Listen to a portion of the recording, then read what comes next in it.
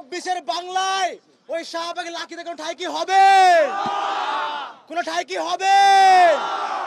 আমরা সবাই একটা স্লোগান দিব, এই লোতে লাকি, তুই হাসিনা, তুই হাসিনা, লোতে লাকি, তুই হাসিনা, তুই হাসিনা, সতে শাহবাগী, তুই হাসিনা, তুই হাসিনা, সতে শাহবাগী, তুই হাসিনা, তুই হাসিনা, 24-এর বাংলায় শাহবাগের ঠাঁই নাই, জুলাইয়ের বাংলায় শাহবাগের ঠাঁই নাই। প্রিয় উপস্থিতি, আপনারা জানেন ওই 2013 সালের পর থেকে গণজাগরণ মঞ্চ তৈরি করে এই বাংলাদেশে যারা বিচারহীনতা সংস্কৃতি তৈরি করেছিল ওই শাহবাগের কুখ্যাত কুলাঙ্গের লাঠিরা আবারও সংঘবদ্ধ হচ্ছে। আজকে তারা আমাদের দেশের আইন শৃঙ্খলা বাহিনীর উপরে হামলা করেছে। আমরা এই ছাত্র সমাজ আজকের এই সমাবেশ থেকে স্পষ্টভাবে বলতে চাই, তারা যতভাবে চেষ্টা করুন না কেন ওই শাহবাগ ফিরিয়ে আনার চেষ্টা ষড়যন্ত্র আমরা ছাত্র সমাজ দেখে থাকতে কোনোদিন সফল হবে না। আমাদের দেহে এক বিন্দু রক্ত থাকা পর্যন্ত এই বাংলাদেশে আর শাহবাগ ফিরবে না। আমরা ছাত্র সমাজ বাঁচা পর্যন্ত শাহবাগীদের কোনো স্থান এই বাংলার মাটিতে হতে দিব না। আপনারা জানেন ওই লাকি আক্তাররা তারা হচ্ছে গণজাগরণ মঞ্চ তৈরি করে এই বাংলাদেশে যে বিচারহীনতা সংস্কৃতি সেটা তৈরি করেছিল। তাদের ওই সিলসিলার যে সমস্ত কুলাঙ্গার রয়েছে তারা আজকে আমার দেশের দায়িত্বরত পুলিশ বাহিনীর উপরে হামলা করেছে। আপনারা জানেন ওই যমুনা যেখানে আমাদের প্রধান উপদেষ্টা থাকেন সেখানে সভা সমাবেশ করা নিষিদ্ধ, সেখানে 144 ধারা জারি করা। তারপরেও সেখানে যখন ওই কুলাঙ্গারা মিছিল নিয়ে গিয়েছে আমাদের আইন শৃঙ্খলা বাহিনী তারা অত্যন্ত শান্তিপূর্ণভাবে তাদেরকে আটকিয়েছে। তাদেরকে বলেছে আপনারা মিছিল করবেন না, যদি আপনাদের প্রয়োজন হয় আপনারা আপনাদের ছোট একটি প্রতিনিধি দল নিয়ে দেখা করে আসুন, তাও দয়া করে আপনারা বিশৃঙ্খলা করবেন না। এই কথা শোনার পরে ওই কুখ্যাত শাহবাগীরা আমাদের পুলিশ বাহিনীর উপরে বর্বরচিত হামলা চালিয়েছে।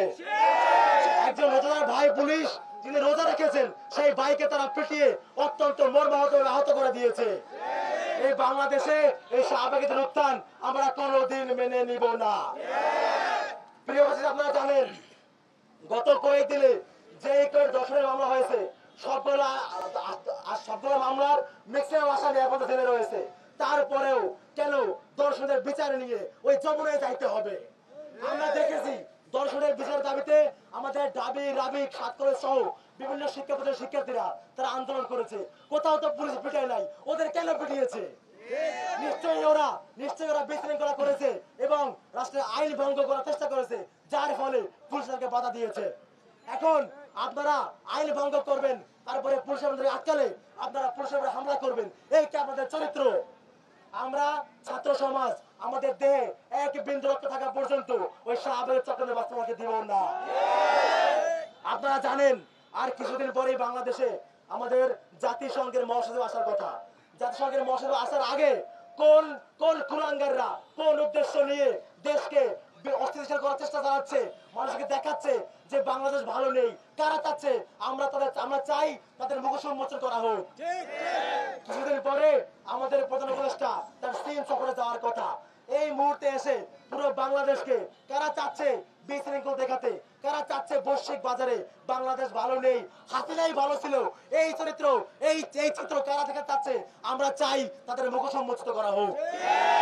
আমরা ঢাকা বিশ্ববিদ্যালয়ের শিক্ষার্থীরা সহ সারা বাংলাদেশের শিক্ষার্থীরা আজকে ঐক্যবদ্ধ ওই শাহবাগের বিরুদ্ধে। শাহবাগীদের উত্থান আমরা কখনোই ভালোভাবে নিব না। যদি ওরা আবার ফিরে আসার চেষ্টা করে আমরা আবারও তাদের বিরুদ্ধে রুখে দাঁড়াবো।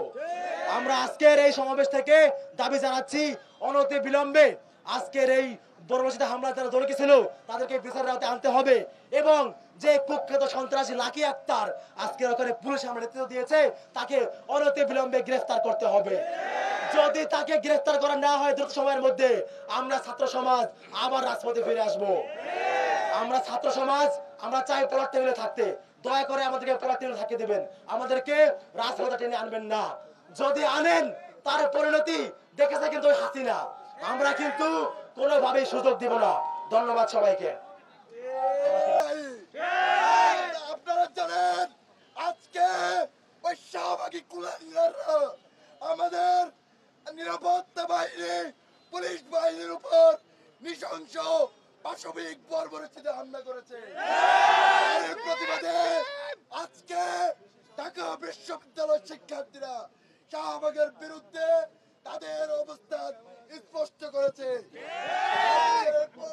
সমাবেশের পর্যায়ে বক্তব্য নিয়ে আসছেন ঢাকা বিশ্ববিদ্যালয়ের শিক্ষার্থী এবি জুবায়ের। আমার ভাই কবরে কেন বাহিরে লাঠি কেন বাহিরে আমার ভাই কবরে